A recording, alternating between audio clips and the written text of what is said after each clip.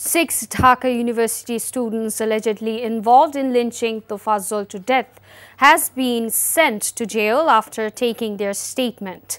Their confession statement was taken as they were produced before the court at noon.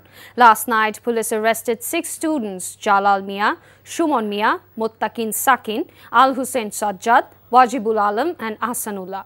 Meanwhile, the probe committee formed to investigate the mob lynching of Tofazzol at Fazlul Haq Muslim Hall at the university found involvement of several students in the crime. After the lynching incident, the Dhaka University Syndicate last night decided to suspend all kinds of political activities by teachers, students and staff on campus until further notice.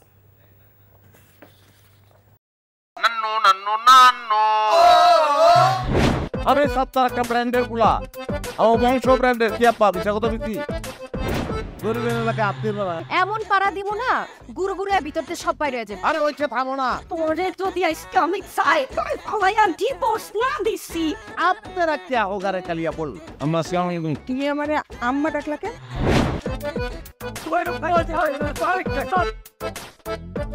তুমি আমাদের দাবি মানতে হবে মামু তুমি জজ্জাল মাইয়া রে কোনদিন স্বামীর মুখ দেখাও না আমি আপনারে আমি দেখে নিব হাতে লাগে বেতারে হাত ছাইরা দাও সোনার চাচারে